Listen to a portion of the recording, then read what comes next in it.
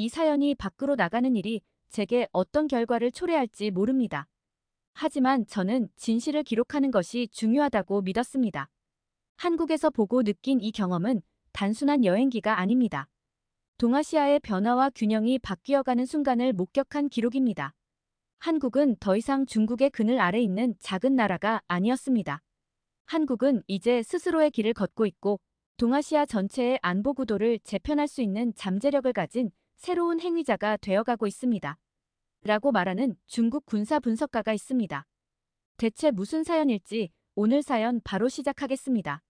안녕하세요. 저는 리쯔아오, 중국에서 군사 전략을 연구하는 전문가입니다. 이번에 한국을 방문하게 된 이유는 순전히 업무 때문이었습니다. 중국은 한국의 군사력 강화와 동아시아 군비 경쟁의 변화를 면밀히 분석할 필요가 있었습니다. 특히 현무5 미사일의 배치와 전략사령부 창설이 불러올 파장을 파악하기 위해 저는 서울의 지형과 군사시설에 대한 현장 조사를 수행하라는 임무를 맡게 되었습니다. 솔직히 말해 처음 이 임무를 받았을 때 저는 크게 내키지 않았습니다. 한국의 군사력이 강하다고 해도 그게 과연 중국의 안보에 실질적인 위협이 될까 싶었죠. 한국이 아무리 군사력을 키운다고 해도 우리나라를 넘어서긴 힘들겠지. 저는 한국을 여전히 미국에 의존하는 작은 나라라고 생각했습니다. 그저 시간이 남으면 유명한 명소나 돌아다니며 한국의 경제 발전을 경험해보는 정도로 만족할 생각이었죠. 그러나 현무5 미사일과 전략사령부 관련 보고서를 검토하면서 예상치 못한 긴장감이 제 안에 피어오르기 시작했습니다. 한국의 군사 자산이 북한을 넘어 중국의 전략적 이익에 위협이 될 수 있다는 점이 점점 명확해졌습니다. 상부에서는 한국이 자주 국방을 내세우며 더 이상 단순한 방어국가로 머물지 않는다는 분석을 강조했죠. 이에 따라 저는 서울과 주요 군사 인프라에 대한 정밀 조사를 수행해야 했습니다. 제 본업은 사실 군사 분석가입니다. 숫자와 자료를 통해 정보를 평가하는 게 주된 일이었지만 이번 출장에서는 현장에 직접 가서 실체를 파악하는 것이 중요했습니다. 서울이라는 도시는 겉보기에는 평화롭지만 그 속에 보이지 않는 군사적 힘이 숨어 있을 가능성이 크다고 들었습니다. 저의 임무는 그것을 직접 확인하고 한국의 성장 배경과 군사적 의도를 보고하는 것이었죠. 저는 한국이 단지 경제적 성공을 자랑하는 나라에 불과하다고 여겼습니다. 그래서 처음엔 이 임무를 대수롭지 않게 생각했습니다. 그러나 서울에 발을 들인 순간부터 모든 것이 제 예상을 벗어나기 시작했습니다. 사실 이 글을 쓰면서도 위험을 감수해야 한다는 것을 잘 알고 있습니다. 중국에서는 군사 전략과 관련된 정보가 외부로 유출되거나 국가의 위상을 훼손할 만한 내용이 공개되는 것을 엄격히 금지합니다. 저는 이 글이 제 경력뿐만 아니라 제 안전까지도 위협할 수 있다는 사실을 알고 있습니다. 그럼에도 불구하고 한국에서 경험한 진실을 기록하고 전하고자 하는 마음이 그 위험을 뛰어넘었습니다. 이번 한국 방문은 단순한 출장에 그치지 않았습니다. 저는 서울에서 예상하지 못한 현실을 마주하며 중국이 스스로 당연하게 여겨온 군사적 우위에 대한 의문을 품게 되었습니다. 제가 경험한 한국은 더 이상 미국에 의존하는 나라가 아니었습니다. 그들의 군사력은 이제 자립적이며 동아시아의 힘의 균형을 위협할 만큼 강해지고 있었습니다.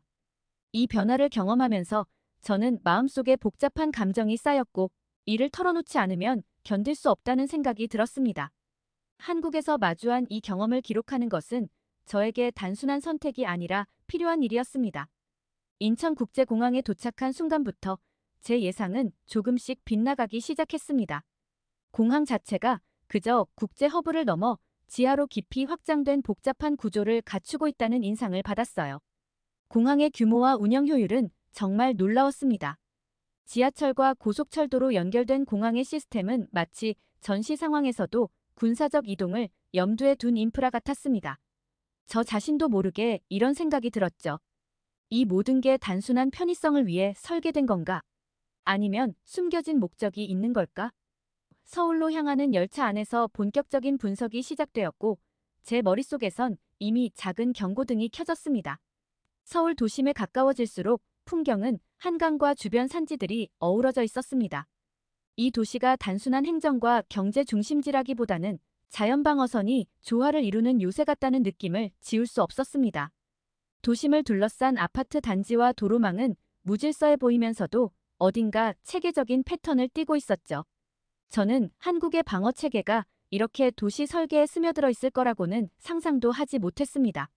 제가 찾은 첫 번째 호텔방 창문에서 멀리 보이는 산지와 고층 아파트들의 조화를 바라보았습니다. 서울의 주요 지역은 한강을 따라 흐르지만 주변 산들은 마치 천연 방어벽처럼 도시를 감싸고 있더군요. 산과 강이 어우러진 이 도시는 그냥 우연이 아닐 거야 라고 혼잣말했습니다. 중국에서 배운 군사 전략으로 생각해보니 이런 지형은 단순한 자연이 아니라 철저한 계획의 결과일 가능성이 컸습니다. 도시를 둘러보다 보니 한국 사람들이 일상 속에서 얼마나 자부심을 느끼는지도 알게 됐습니다. 그들은 조용하지만 당당했죠. 이런 자신감은 단순히 경제적 성공에서 오는 것이 아니라 그들이 살고 있는 도시와 국가의 안전함에서 비롯된 것 같았습니다. 한국인들은 자신들의 국가가 어떤 위협에도 대비할 수 있다는 믿음을 가지고 있는 듯 했습니다. 서울 곳곳을 돌아다니면서 제가 본 아파트 단지들도 예사롭지 않았습니다. 대부분의 아파트가 철근 콘크리트로 지어졌고 지하에는 비상 대피 시설과 연결 통로가 깔려 있더군요. 이 모든 설계는 사람들의 안전을 최우선으로 한 철저한 계획의 산물처럼 느껴졌어요. 그동안 저는 중국이 가진 자부심과 우월함에 젖어 한국을 작게만 보았습니다. 하지만 이 도시에 숨겨진 전략적 준비와 세심한 설계를 보면서 생각이 완전히 달라졌죠. 한국은 더 이상 과거의 작은 나라가 아니었습니다. 그들은 경제적으로뿐만 아니라 군사적으로도 자립을 이루어가고 있었고 그 과정에서 도시 전체를 하나의 거대한 방어 시스템으로 만들어가고 있었습니다. 살펴볼수록 서울이라는 도시 자체가 철저한 방어 전략의 산물임을 깨닫게 됐습니다. 처음엔 단순히 자연 지형과 고밀도 건축물이 어우러진 도시라고 생각했어요. 하지만 자세히 분석할수록 그저 우연히 형성된 것이 아니란 걸 알게 되었죠. 서울은 마치 현대판 요새처럼 느껴졌습니다. 도심 곳곳을 둘러보니 서울은 사방이 산으로 둘러싸여 있었습니다. 인왕산, 남산, 북한산, 그리고 백악산이 마치 천연 방어선처럼 자리 잡고 있었죠. 도심 한가운데 흐르는 한강은 강력한 방어 기능을 제공하며 전쟁 시 침략자의 빠른 진입을 방해하는 역할을 할 수 있겠다고 생각했습니다. 이 도시가 단순한 행정 중심지가 아니라 군사적 방어 거점으로 설계되었다는 생각이 머리를 맴돌았어요. 서울을 걸으며 발견한 또 다른 사실은 지하 인프라가 매우 정교하다는 점이었습니다. 지하철은 단순한 교통수단을 넘어 피난로와 전시 이동 경로로도 활용될 수 있었어요. 각각의 지하철역은 편의시설과 화장실이 완비되어 있어 만약 전쟁이 발생해도 지하에서 장기간 생존이 가능하도록 설계된 것이죠.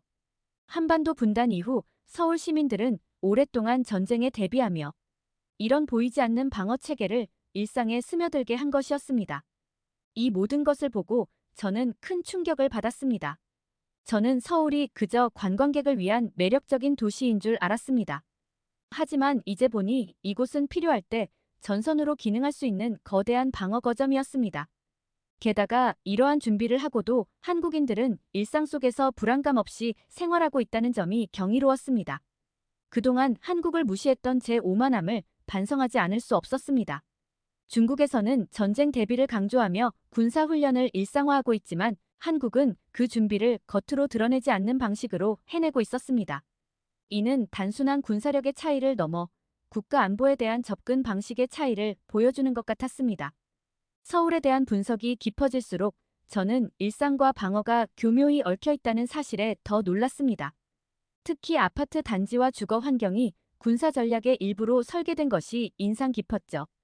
서울 곳곳의 아파트들은 그저 거주 공간이 아니었습니다. 이 아파트들은 전시의 장애물이 되어 침투를 어렵게 만드는 기능을 합니다. 겉으로는 평범한 고층 아파트들이지만 철근 콘크리트 구조로 만들어져 폭격에도 견딜 수 있는 내구성을 갖추고 있었죠. 중국에서 군사시설이라면 당연히 구분되어 있어야 한다고 생각했던 제게 한국의 이러한 생활 속 방어 개념은 충격적이었습니다. 심지어 한국의 대부분 주택에는 이중창이 설치되어 있다는 사실도 알게 되었습니다. 처음엔 단순히 추운 겨울을 대비한 단열 설계라고 생각했습니다.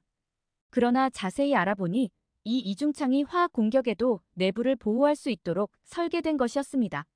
저는 이 정도까지 방어를 생활 속에 녹여낸 한국의 준비성을 보며 감탄하지 않을 수 없었습니다. 겉으로는 평범해 보이는 것이 실은 비상 상황을 대비한 복잡한 시스템이라는 사실이 저를 다시 한번 놀라게 했죠. 한국의 주상복합 건물들은 대부분 지하철역과 쇼핑몰 등으로 연결되어 있었습니다. 이 연결 통로들이 전쟁 상황에서는 피난 경로와 방공호로 활용될 수 있다는 것을 알게 되었죠. 중국에서는 방공호가 명확히 구분된 군사시설로 존재하지만 한국에서는 이러한 기능을 민간 생활 공간에 자연스럽게 스며들게 했다는 점이 정말 대단했습니다. 마치 전 국민이 방어에 준비된 하나의 거대한 시스템 속에 있는 듯 했습니다. 저는 문득 이 생각이 들었습니다. 왜 한국 사람들은 이렇게 철저한 방어 준비를 하면서도 불안해하지 않을까? 아마 그 이유는 이 모든 준비가 일상 속에 자연스럽게 자리 잡았기 때문일 것입니다. 한국인들은 긴장을 일상화하기보다는 철저한 대비 속에서 평온한 생활을 유지하는 방법을 배운 것이죠. 이 점이야말로 한국과 다른 나라들, 특히 저희 중국과의 큰 차이였습니다. 우리는 때로 국가의 강함을 겉으로 드러내며 과시하지만 한국은 그것을 숨겨진 힘으로 내재하고 있었습니다. 저는 한국의 군사 전략을 더 깊이 이해하고 싶어졌습니다. 그리고 그 중심에는 현무5 미사일이 있었습니다. 이 미사일은 한국이 외부의 위협에 단순히 방어적 태도를 넘어서 공세적 억지력을 확보했다는 증거였죠. 저는 현무5의 성능과 용도를 조사하면서 그 위협이 북한을 넘어서 중국의 전략적 안보에도 직결된다는 사실을 알게 되었습니다. 탄두 중량을 줄이면 5,000km 이상 사거리가 확장되는 이 미사일은 베이징과 상하이 같은 중국의 주요 도시를 타격할 수 있는 능력을 갖추고 있었습니다. 더욱 놀라운 건 이 미사일이 단순히 정밀 타격용 벙커버스터에 그치지 않는다는 점이었습니다. 현무5는 지하시설까지 파괴할 수 있는 강력한 폭발력을 자랑했으며 필요에 따라 핵무기 같은 치명적 자산도 비밀리에 탑재할 수 있다는 의혹이 있었습니다. 단순히 미사일 그 자체만의 문제가 아니었습니다. 저는 한국이 자신만의 군사 전략을 갖고 있다는 것을 깨달았습니다. 미국과의 협력은 전략적 선택일 뿐 그들의 군사 자산은 필요시 독자적으로 운용할 준비가 되어 있었습니다. 전략사령부 창설 소식도 이를 뒷받침했습니다. 이는 단순히 북한 위협을 넘어 미래의 잠재적 위협을 다루기 위한 한국의 전략적 구상으로 보였습니다. 그리고 그 구상의 대상이 저희 중국일 수도 있다는 점은 저를 불편하게 만들었어요. 한국이 단순히 방어적인 태도를 취하는 것이 아니라 필요시에는 적극적으로 공격할 수 있는 능력을 구축한 현실이 충격적이었습니다. 저는 한국의 이런 변화를 처음으로 깨달으며 복잡한 감정을 느꼈습니다. 서울의 자연방어선에 감탄했던 순간이 떠올랐습니다. 이제는 그 방어선이 단순한 지형적 이점에 그치지 않는다는 것을 알게 되었죠. 현무5 같은 무기와 결합된 한국의 방어 전략은 더 이상 단순한 평화를 위한 대비가 아니었습니다. 그것은 공세적 억지력을 기반으로 한 철저한 준비였습니다. 여러 조사를 하면서 한국과 미국의 군사 협력이 얼마나 긴밀한지도 알게 되었습니다. 표면적으로는 한국이 자주 국방을 강조하는 것처럼 보이지만 깊이 들어가 보니 이 협력의 범위가 전술적으로 매우 복잡하게 얽혀 있다는 것을 깨달았습니다. 특히 최근 한국이 전략사령부를 창설했다는 소식은 저를 긴장시켰습니다. 이 사령부는 미국의 군사 자산과 한국의 무기를 통합 운용하며 필요시 핵 자산을 현무5에 탑재할 수 있다는 가능성까지 제기되었습니다. 저는 처음에 이 정보를 믿기 힘들었습니다. 한국이 미국과의 협력을 넘어 독립적으로 핵전력을 보유할 가능성을 가지게 된다면 이는 단순한 동맹을 넘어 전략적 자율성을 획득한다는 뜻이었기 때문입니다. 현무5 같은 강력한 무기를 통해 한국은 이제 더 이상 북한만을 상대하는 나라가 아니었습니다. 그들의 군사적 준비는 중국을 포함한 동아시아 전체의 군사 균형에 영향을 미칠 수 있었습니다. 한국은 더 이상 방어적인 자세로만 머물지 않는 나라였습니다. 이제는 필요하다면 공격적인 억지력을 행사할 수 있는 능력을 확보한 것이 분명했습니다. 저는 이 사실이 중국의 전략에 중대한 도전이 될 수 있음을 직감했습니다. 한국의 미사일 방어망이 강화되고 미국과의 협력이 심화되면 중국은 단순히 주변국의 미사일 위협을 무시할 수 없게 되겠죠. 더 놀라운 사실은 LSAM과 같은 한국형 미사일 방어 체계가 이미 개발되고 있다는 점이었습니다. 이는 미국의 패트리어트 미사일과 결합해 이중 방어망을 형성하며 동아시아에서의 중국의 전략적 입지를 위협하는 또 다른 요인으로 작용했습니다. 반면 중국은 대규모 군사력은 보유하고 있지만 실질적인 방어 효율성에서는 한국의 체계적 준비에 미치지 못했습니다. 한국이 이렇게 빠르게 군사력을 확장하고 있다는 것은 동북아시아에서 군비 경쟁이 더욱 가속화될 가능성을 시사했습니다. 그리고 무엇보다 한국의 군사력은 단순한 숫자나 무기 규모에 있지 않았습니다. 실질적이고 유연한 전략, 효율적인 도시 인프라, 그리고 위기 상황에 대비한 모든 시스템이 결합되어 강력한 억지력을 만들어냈습니다. 이러한 점은 중국의 군사체제에서는 찾아보기 어려웠습니다. 중국의 군대가 광범위한 인력과 장비를 자랑하긴 하지만 한국은 이미 질적으로 훨씬 앞서 있는 군사 능력을 확보하고 있었습니다. 저는 서울에서 느꼈던 이 모든 방어 체계가 단순한 평화의 보장이 아니란 걸 점점 더 깨달았습니다. 한국은 이미 동맹국의 도움에만 의존하지 않고 스스로 미래의 도전과 갈등에 대비하고 있었습니다. 그리고 그 과정에서 중국과의 미묘한 균형을 고려하지 않을 가능성도 충분히 보였습니다. 이 경험은 저로 하여금 동북아시아의 군사적 현실을 다시 바라보게 만들었습니다. 저는 이제 단순히 한국을 경제 파트너로만 볼 수 없었습니다. 그들은 이미 군사적으로 자주적인 강대국으로 성장했고 그 위협은 곧 현실이 될 수 있었습니다. 중국은 오랫동안 동아시아에서의 주도권을 유지하기 위해 많은 노력을 해왔지만 한국이 미국의 핵자산과 통합된 전술 전략을 운용하는 것을 보며 위기감을 느끼지 않을 수 없었습니다. 단지 북한 때문이 아니라 만약 한국이 필요하다고 판단한다면 그들의 군사력은 중국까지 겨냥할 수 있다는 가능성이 저를 불편하게 만들었죠. 한국이 미국의 미사일 방어망에 편입되면서도 독자적인 방공 시스템을 개발 중이라는 소식은 더 충격적이었습니다. 미국과 결합된 이중 방어망은 북한뿐 아니라 중국의 미사일까지 쉽게 막아낼 수 있는 구조로 완성될 예정이었습니다. 한국의 이런 군사적 성장이 내심 위협적으로 느껴졌습니다. 아마 제 마음속에 자리 잡은 이 감정은 위축된 자부심에서 비롯된 걸지도 모릅니다. 한국이 점점 더 강해질수록 그동안 중국이 자신해왔던 군사적 우위가 도전을 받는 것처럼 느껴졌으니까요. 한국이 구축하고 있는 방어망은 이제 중국의 전략적 계산까지 뒤흔들 수 있는 잠재력을 갖고 있었습니다. 시간이 지날수록 한국과 중국의 힘의 균형이 더 이상 예전과 같지 않음을 느꼈습니다. 한국의 성장과 준비가 단순한 자주국방을 넘어 동아시아의 군사 질서를 재편할 수도 있다는 가능성이 저를 괴롭게 만들었습니다. 그리고 그 현실을 인식하는 순간 저는 한국의 진짜 힘이 단지 군사력에만 있는 것이 아니라는 것을 깨달았습니다. 그들은 강해지면서도 겉으로 드러내지 않고 평범한 일상 속에 힘을 숨기고 있었습니다. 저는 이런 태도가 더욱 위협적으로 느껴졌습니다. 한국은 군사적으로 독립을 이루었을 뿐 아니라 심지어 그 힘을 필요할 때만 드러낼 수 있는 절제까지 배우고 있었습니다. 서울에서의 마지막 며칠 동안 저는 한국의 현재와 미래가 동아시아의 군사적 질서를 어떻게 재편할지에 대해 깊은 생각에 빠졌습니다. 한국은 더 이상 과거의 작은 이웃이 아니었습니다. 그들은 경제와 군사 모두에서 자주적인 강국이 되어가고 있었습니다. 특히 현무5 미사일의 존재는 단순한 방어적 억제력을 넘어섰습니다.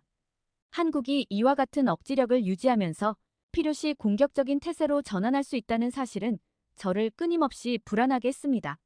만약 한국이 앞으로도 이런 군사적 성장을 멈추지 않는다면 동아시아의 군사 균형은 중국에 불리하게 기울 가능성이 높았습니다. 한국의 미래를 생각하니 저는 두 가지 감정이 동시에 들었습니다. 부러움과 두려움이었습니다. 한국이 이룩한 성취는 분명 부러운 것이었지만 그 힘이 중국의 입지를 약화시키는 현실은 두려웠습니다.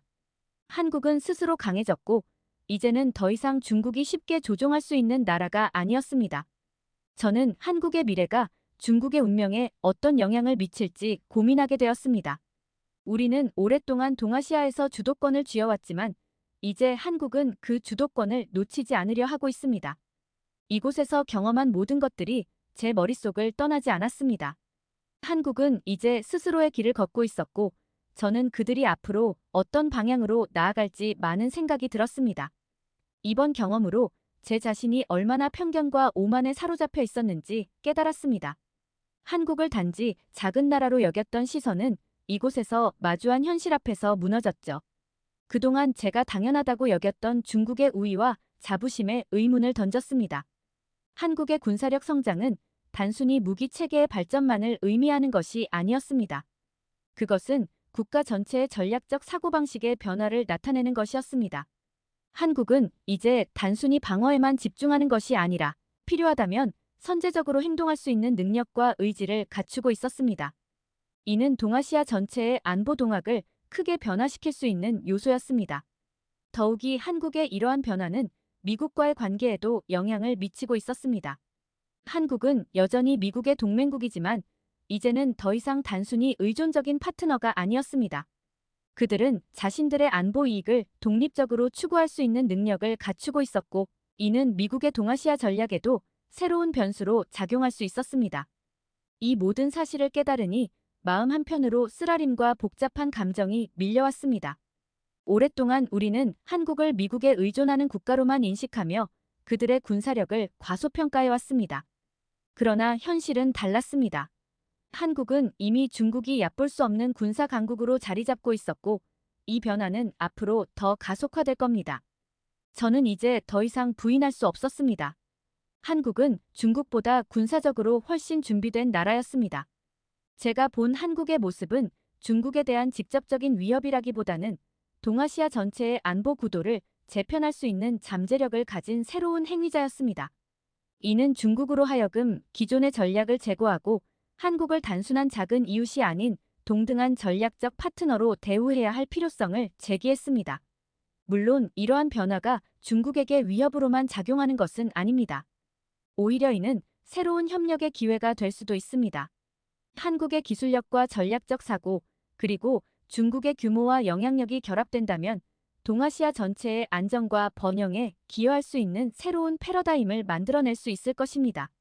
하지만 이를 위해서는 먼저 중국이 한국을 동등한 파트너로 인정하고 서로의 이익과 우려사항을 존중하는 자세가 필요할 것입니다. 이는 쉽지 않은 과제겠지만 동아시아의 평화와 안정을 위해서는 반드시 필요한 변화일 것입니다. 이 글이 밖으로 나가는 일이 제게 어떤 결과를 초래할지 모릅니다. 하지만 저는 진실을 기록하는 것이 중요하다고 믿었습니다. 한국에서 보고 느낀 이 경험은 단순한 여행기가 아닙니다. 동아시아의 변화와 균형이 바뀌어가는 순간을 목격한 기록입니다. 앞으로 어떤 도전이 닥칠지 모르지만 저는 이번 경험을 잊지 않을 겁니다. 두 번째 사연 시작합니다. 여기 독일의 명문대 동아리실. 한 명의 일본인 학생이 여러 친구들 앞에서 일본이 식민 지배한 나라들은 대부분 일본에게 감사하고 있어 라고 주장하고 있습니다. 그뿐 아니라 일본의 지진과 태풍의 위험을 독일 학생이 이야기하자 일본은 원래 지진이 많은 나라야. 지진 대비 설계가 잘 되어 있어서 크게 위험하지 않을 거야. 일본 붕괴. 웃기는 소리지. 일본을 질투하는 나라들이 퍼뜨리는 헛소문일 거야. 라고 대답하고 있는데요. 뿐만 아니라 태풍 피해가 심각해지면 한국을 비롯한 주변 나라들이 도와줄 거야. 일본과 한국은 이웃 나라인데 일본이 위험하면 한국에 가서 살면 되지 않을까? 라는 말도 안 되는 헛소리까지 하고 있습니다. 대체 무슨 사연일지 오늘 사연 바로 시작하겠습니다. 안녕하세요. 저는 베를린 자유대학교에 재학 중인 릴리안 쉬미트라고 합니다. 독일에서 태어나고 자란 저는 어렸을 때부터 우리나라의 역사에 대해 배우며 성장했습니다. 그 과정에서 독일이 과거에 저지른 잘못들을 알게 되었고, 그로 인해 많은 나라와 사람들에게 안겨준 고통의 깊은 부끄러움을 느꼈습니다. 학교에서 역사 수업을 들을 때마다 가슴이 무거웠어요. 우리나라가 얼마나 많은 사람들에게 고통을 주었는지, 그리고 그 상처가 얼마나 깊은지를 알게 될수록 더욱 그랬습니다. 하지만 동시에 우리는 절대로 이런 실수를 반복해서는 안 된다는 생각이 들었어요. 그래서 저는 역사를 공부하면 할수록 과거의 잘못을 반성하고 더 나은 미래를 만들어가야 한다는 결심을 굳혔답니다. 그때부터 제 꿈은 독일의 역사학자가 되는 것이었습니다. 16살 때 있었던 한 경험이 이 꿈을 더욱 굳건하게 만들었어요. 학교에서 홀로코스트 생존자 분을 초청해 강연을 들었는데 그분의 이름은 에스더 베아론이셨고 당시 85세의 고령이셨죠. 에스더 할머니는 아우슈비츠 수용소에서 살아남으신 분이었습니다. 할머니의 이야기를 들으며 저는 눈물을 멈출 수 없었어요. 특히 가족들과 생이별하는 순간을 이야기하실 때는 정말 가슴이 찢어지는 것 같았습니다. 그날 이후로 저는 역사의 중요성을 더욱 깊이 느끼게 되었고, 과거의 잘못을 반성하고 기억해야 한다는 생각을 굳건히 하게 되었어요. 에스더 할머니의 마지막 말씀, 우리의 고통을 잊지 말고 이런 비극이 다시는 일어나지 않도록 해주세요. 라는 부탁은 지금도 제 가슴에 깊이 새겨져 있습니다. 다행히도 저뿐만 아니라 제 주변의 많은 독일 친구들도 비슷한 생각을 가지고 있어요. 우리나라에서는 역사 교육을 아주 중요하게 여기거든요. 그래서 많은 친구들이 역사에 관심이 많고 과거의 잘못을 반성하며 더 나은 미래를 만들어가려고 노력해요. 이런 분위기 속에서 저도 자연스럽게 역사에 관심을 갖게 되었고 대학에 입학한 후에는 독일 역사 동아리에 가입하게 됐어요. 저는 대학을 입학할 때까지 한국에 대해 자세히는 몰랐어요. 한국은 아시아의 발전된 나라, 삼성과 K-팝, K-드라마가 유명한 나라 정도로만 알고 있었습니다. 학창 시절에 저는 대중음악과 드라마에는 크게 관심이 없었어요. 오로지 학업과 독일 역사 공부만 열심히 하고 있었습니다. 그래서인지 한국의 드라마를 시청해 본 적도 없었고 한국에 대해 깊게 생각해 본 적이 없었습니다. 그런데 저의 언니가 제가 고등학교 때 한국 여행을 다녀온 후 완전히 한국에 빠져버렸더라고요. 결국 언니는 한국으로 떠나서 살다가 제가 대학에 입학했을 때쯤 한국 남자와 결혼까지 하게 됐습니다. 덕분에 저도 대학을 다니면서 몇 번 한국을 방문할 기회가 있었는데 그때마다 너무나 놀랐어요. 한국은 제가 생각했던 것 이상으로 정말 발전된 나라더라고요. 거리는 깨끗하고 안전했고 사람들은 친절했습니다. 그리고 무엇보다 역사와 전통을 소중히 여기면서도 첨단 기술을 활용한 현대적인 모습이 공존하는 게 너무 인상적이었어요. 처음 한국에 갔을 때의 일이 생생히 기억납니다. 인천공항에 도착해서 서울로 가는 길, 눈앞에 펼쳐진 도시의 모습에 입을 다물 수 없었어요. 높이 솟은 빌딩들, 밤하늘을 수놓은 네온 사인들, 그리고 어디서나 볼 수 있는 첨단 기술들, 마치 미래도시에 온 것 같았습니다. 서울의 경복궁을 방문했을 때의 일이에요. 왕궁의 웅장함에 감탄하고 있는데 바로 옆에 초현대식 건물들이 보이더라고요. 과거와 현재가 이렇게 조화롭게 공존할 수 있다니 정말 놀라웠어요. 그리고 한 번은 한강공원에서 열린 불꽃 축제를 봤는데 그 광경은 정말 잊을 수 없어요. 현대적인 도시 풍경을 배경으로 펼쳐지는 화려한 불꽃 축제. 그때 느낀 감동은 지금도 생생해요. 한 번 한국에 반해버리니까 더 알고 싶어졌습니다.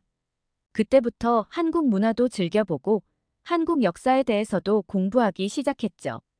다른 나라 역사에 조금씩은 공부하고 있었지만 이렇게 깊이 관심을 가지게 된 것은 처음이었어요. 그런데 공부를 하면 할수록 마음이 아팠어요. 한국의 아픈 역사를 알게 되면서 정말 안타까웠거든요. 특히 일본에 의한 식민 지배 기간 동안 겪은 고통들을 알게 되었을 때는 정말 가슴이 아팠습니다. 한 번은 독립기념관을 방문했을 때의 일이에요. 그곳에서 본 일제강점기의 자료들과 독립운동가들의 이야기는 저를 깊이 생각하게 만들었어요. 특히 유관순 열사의 이야기를 들었을 때는 눈물이 날 것 같았어요. 그렇게 어린 나이에 그런 용기와 결단력을 보여준 것에 정말 감동받았거든요. 그리고 그 순간 우리 독일의 역사와 한국의 역사가 겹쳐 보이더라고요. 우리나라도 누군가에게 이런 고통을 주었다는 사실에 다시 한번 부끄러움을 느꼈죠. 한국의 역사적 사실을 공부하면서 한국의 위안부에 대한 영상도 본 적이 있습니다. 영상 속 할머니께서는 14살의 어린 나이에 강제로 위안부가 되어 끔찍한 고통을 겪으셨다고 해요. 그 이야기를 들으며 저는 눈물을 멈출 수 없었습니다. 할머니의 고통스러운 기억, 그리고 지금까지도 계속되는 투쟁, 그 모든 것이 제 가슴을 아프게 했어요. 특히 할머니께서 우리가 원하는 건 진심 어린 사과뿐이라고 말씀하셨을 때 저는 일본 정부의 태도에 대해 깊은 분노를 느꼈습니다. 그날 이후로 저는 위안부 문제에 대해 더 깊이 공부하게 되었고 이 문제를 알리는데 조금이나마 도움이 되고 싶다는 결심을 하게 되었습니다. 그러면서 자연스럽게 일본과 독일을 비교하게 됐어요. 우리 독일은 과거의 잘못에 대해 진심으로 사과하고 반성하는 태도를 보이고 있는데 일본 정부는 왜 그렇게 하지 않는 걸까요? 정말 이해가 가지 않았습니다. 제가 처음에 역사를 배울 때에도 과거를 인정하고 반성하는 게 쉽지 않았어요. 하지만 그렇게 하는 것이 결국 우리나라를 더 강하고 존경받는 나라로 만들어준다는 걸 깨달았죠. 일본도 그렇게 할 수 있을 텐데 말이에요. 대학교 2학년 때 저는 독일의 과거사 청산 현장을 직접 방문하는 프로젝트에 참여했습니다. 베를린 홀로코스트 메모리얼, 작센하우젠 강제 수용소 기념관 등을 돌아보며 우리나라가 어떻게 과거의 잘못을 인정하고 반성하는지 직접 보고 느낄 수 있었어요. 특히 인상 깊었던 것은 뉘른베르크에 있는 나치 당 대회장 문서센터였습니다. 이곳은 과거 나치의 선전 도구였던 장소를 교육의 장으로 탈바꿈시킨 곳인데요. 이를 통해 독일이 얼마나 진지하게 과거를 마주하고 있는지 느낄 수 있었습니다.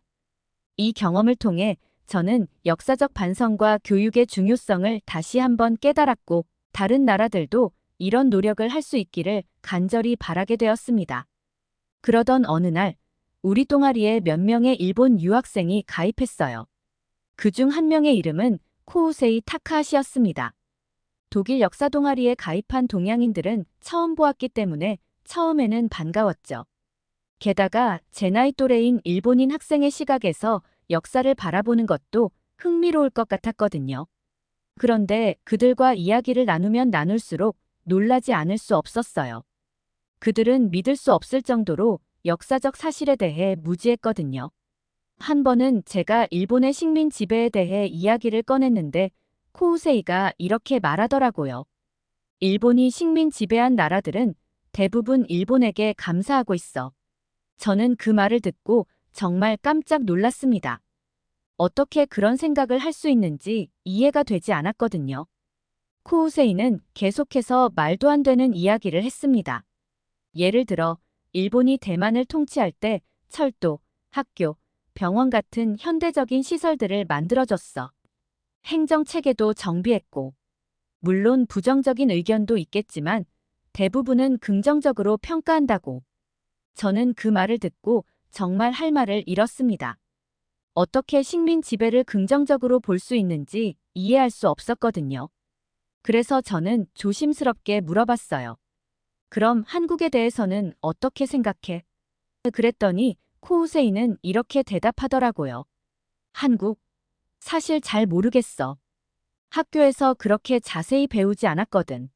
저는 그 순간 정말 충격을 받았어요.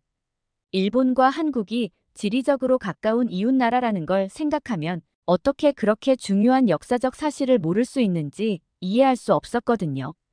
그리고 더 놀라운 건 그 일본 유학생들 대부분이 한국과 한국 문화를 좋아한다는 거예요.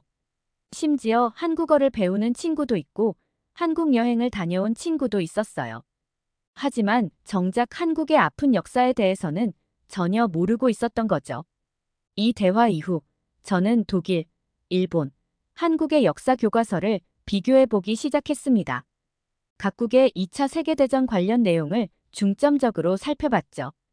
그 결과는 충격적이었어요. 독일 교과서는 나치의 만행을 상세히 다루며 반성의 목소리를 담고 있었지만 일본 교과서는 자국의 침략 행위를 대부분 생략하거나 미화하고 있었습니다. 반면 한국 교과서는 일제강점기의 고통을 생생하게 전달하고 있었어요. 이 경험을 통해 저는 역사 교육이 한 나라의 미래에 얼마나 큰 영향을 미치는지 깨달았습니다. 한 번은 코우세이가 자신의 한국 여행 경험을 이야기하더라고요. 서울에서의 쇼핑과 맛있는 음식들, K-팝 콘서트 등을 즐겁게 말하면서도 정작 한국의 역사나 문화적 배경에 대해서는 거의 언급하지 않았어요. 그때 저는 깊은 모순을 느꼈어요. 어떻게 한 나라의 문화를 좋아하면서 그 나라의 역사는 모를 수 있을까요? 코우세이의 이야기를 들은 후 저는 한국 문화의 이면에 대해 더 깊이 알아보기로 했습니다. 특히 K-팝과 한국 드라마에 담긴 역사적, 사회적 메시지에 주목했어요. 예를 들어 드라마 미스터 션샤인을 통해 한국의 근대사와 일제강점기의 아픔을 배웠고 방탄소년단의 노래 봄날이 세월호 사건을 배경으로 하고 있다는 것도 알게 되었습니다. 이런 작품들을 통해 한국 문화가 단순한 엔터테인먼트를 넘어 깊은 역사의식과 사회적 메시지를 담고 있다는 것을 깨달았어요. 이 발견을 코우세이와 공유했을 때 그는 미스터 션샤인이라는 한국의 드라마는 허구라며 과장되어 있다고 현실을 부정하는 모습을 보였습니다. 저는 그의 반응에 깊은 실망을 느꼈어요. 역사적 사실을 바탕으로 한 작품을 단순히 허구로 치부하는 그의 태도가 안타까웠죠. 반면에 우연히 만난 한국 유학생에게 역사에 대해 물어봤을 때는 정말 놀랐어요. 그 친구는 자기 나라의 역사를 정확하게 알고 있었고 역사를 잊은 민족에게는 미래가 없다라는 말을 하면서 역사의 중요성을 강조했어요. 특히 일본 정부의 태도에 대해 비판적인 입장을 가지고 있었죠.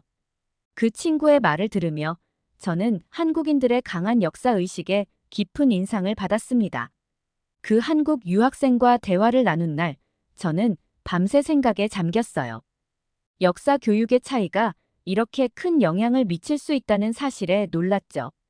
그리고 우리 독일이 과거를 직시하고 반성하는 태도를 가진 것이 얼마나 다행스러운 일인지 새삼 깨달았어요. 동시에 일본의 역사 교육에 대해 깊은 우려를 느꼈습니다. 독도 문제에 대해서도 마찬가지였어요. 한국 친구는 역사적 근거를 들어가며 독도가 한국 영토라고 설명했지만 코우세이는 다케시마는 우리 땅이라고 배웠는데 라고 말하면서도 정작 그 이유는 잘 모르겠다고 하더라고요. 심지어 그건 정부가 하는 일이고 나는 크게 생각해 본 적이 없어라고 말하면서 이 문제에 대해 깊이 생각하기를 회피하는 모습을 보였습니다. 저는 그의 무관심한 태도에 깊은 실망을 느꼈어요. 이 문제에 대해 더 깊이 이해하고 싶어서 저는 우리 동아리에서 독도 다케시마 문제 토론회를 개최했습니다. 한국, 일본, 그리고 제3국 학생들이 참여했어요.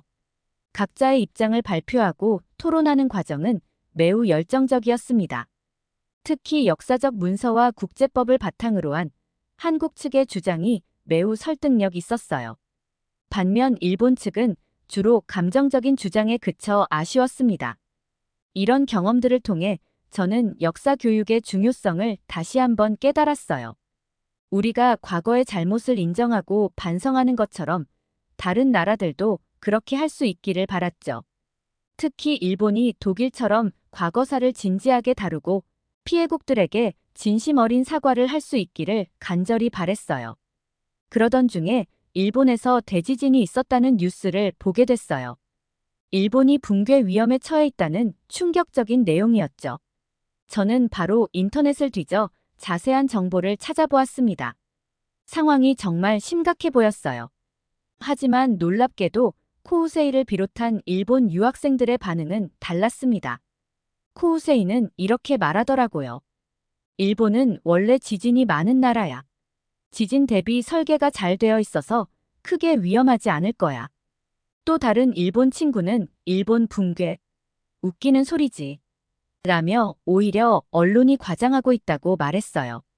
심지어 일본을 질투하는 나라들이 퍼뜨리는 헛소문일 거야. 라고 말하는 친구도 있었습니다. 저는 그들의 태도에 깊은 충격을 받았어요. 자국의 위기 상황을 이렇게 가볍게 여기다니요. 이 사건을 계기로 저는 일본의 지진이 그렇게 많았는지와 일본의 자연재해와 역사의 연관성에 대해 깊이 생각하고 찾아보게 되었습니다. 그러다 2011년 동일본 대지진 때 한국이 보여준 지원과 연대에 대해 알게 되었어요. 당시 한국 정부와 시민들이 보여준 신속하고 따뜻한 지원은 정말 감동적이었습니다. 그런데 이런 사실을 코우세이를 비롯한 일본 친구들은 잘 모르고 있더라고요. 저는 그들의 모습에 정말 놀랐어요. 어떻게 본인 나라에 대해서 있었던 상황도 정확하게 모르고 자연재해의 심각한 상황까지도 그렇게 가볍게 여길 수 있는지 이해할 수 없었거든요. 그때 문득 독일에서 있었던 한 사건이 떠올랐어요. 작년에 독일 서부 지역에 큰 홍수가 있었을 때의 일이에요. 우리 동네는 다행히 피해가 없었지만 인근 지역들은 큰 피해를 입었죠. 그때 우리 가족은 즉시 구호 활동에 참여했어요. 이웃 나라들도 도움의 손길을 보내왔고요. 그때 느꼈던 연대감과 지금 일본 친구들의 태도를 비교하니 너무나 대조적이었습니다. 일본 지진에 관심을 가지게 되면서 얼마 지나지 않아 일본의 태풍 소식까지 보게 되었습니다. 이번에는 정말 위험해 보여서 다시 한번 코우세이에게 물어봤어요. 그런데 그의 반응은 여전히 낙관적이었어요. 태풍 피해가 심각해지면 한국을 비롯한 주변 나라들이 도와줄 거야. 일본과 한국은 이웃 나라인데 일본이 위험하면 한국에 가서 살면 되지 않을까?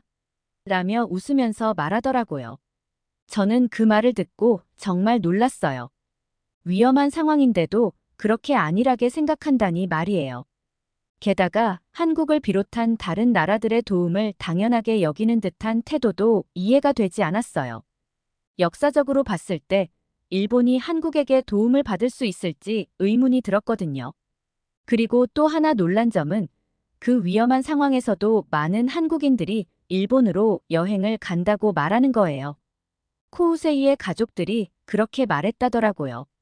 일본이 위험하면 다른 나라에서 일본으로 여행을 오지는 않겠지? 릴리안, 너는 너무 걱정이 많은 것 같아. 저는 그 말을 듣고 일본의 상황이 외부에 제대로 알려지지 않은 건 아닐까 하는 생각도 들었죠. 이런 경험들을 통해 저는 많은 생각을 하게 됐어요. 역사를 바로 알고 과거의 잘못을 인정하고 반성하는 것이 얼마나 중요한지, 그리고 그것이 국가 간의 관계에 어떤 영향을 미치는지 말이에요. 제가 만난 코우세이를 비롯한 일본 유학생들을 보면서 대체 어떻게 대학생이 됐는데도 이렇게 중요한 역사적 사실들을 모를 수 있는지 의아했어요. 동시에 한국인들의 역사 의식과 비교하면서 두 나라의 차이점에 대해 깊이 생각하게 됐죠. 예전에 우리 동아리에서 역사 토론회를 열었던 적이 있어요.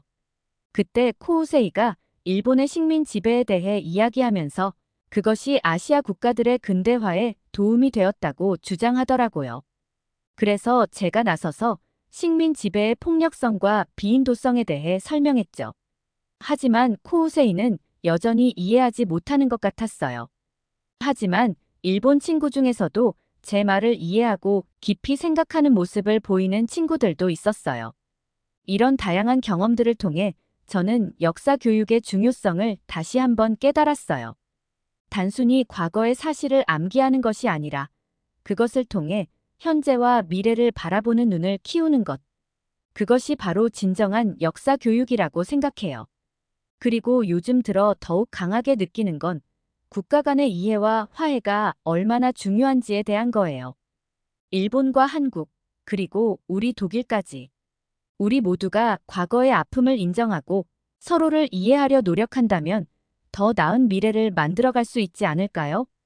최근에는 한국의 젊은이들이 일본의 역사 왜곡에 대해 적극적으로 목소리를 내고 있다는 소식을 들었어요. SNS를 통해 역사적 사실을 알리고 국제사회에 일본의 태도 변화를 촉구하는 모습을 보면서 정말 감동받았어요. 그들의 용기와 열정이 결국 변화를 만들어낼 거라고 믿어요. 한편으로는 일본의 젊은이들도 변화하고 있다는 소식을 들었어요. 일본인 유학생한테 전해들은 이야기인데 일본에서도 일부 대학생들이 자국의 역사 교육에 문제가 있다는 것을 깨닫고 스스로 공부하고 토론하는 모임을 만들었다고 해요. 비록 아직은 소수지만 이런 움직임이 점점 확산된다면 언젠가는 큰 변화가 일어날 수 있지 않을까요?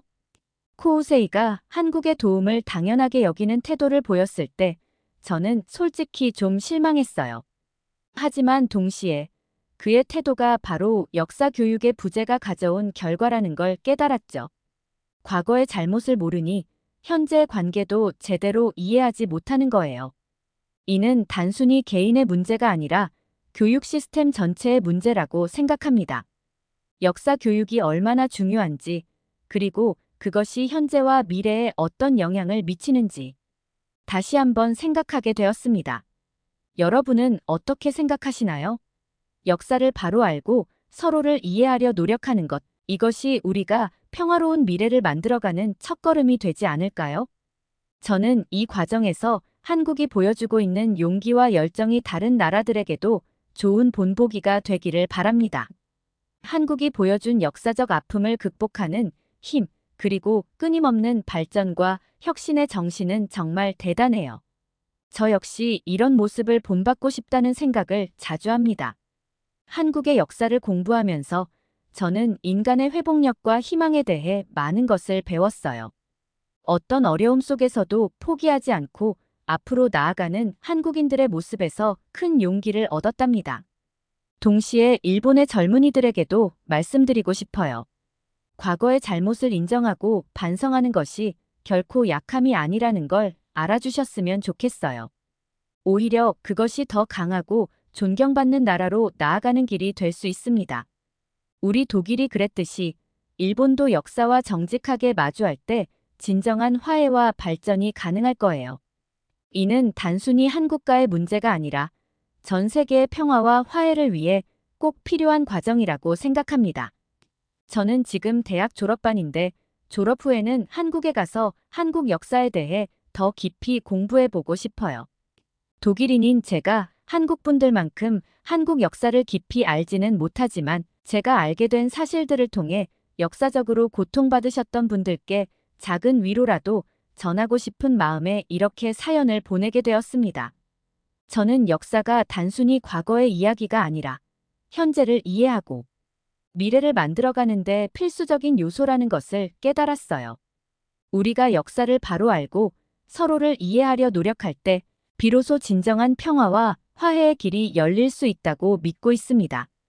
마지막으로 모두가 각자의 위치에서 역사를 바로 알고 평화로운 미래를 만들기 위해 노력한다면 과거의 아픔은 되풀이되지 않을 것이라고 생각합니다. 오늘 사연이 재미있으셨다면 구독과 좋아요, 알림 설정까지 부탁드립니다. 더 재미있는 사연으로 돌아오겠습니다. 이상 감동 탐험이었습니다.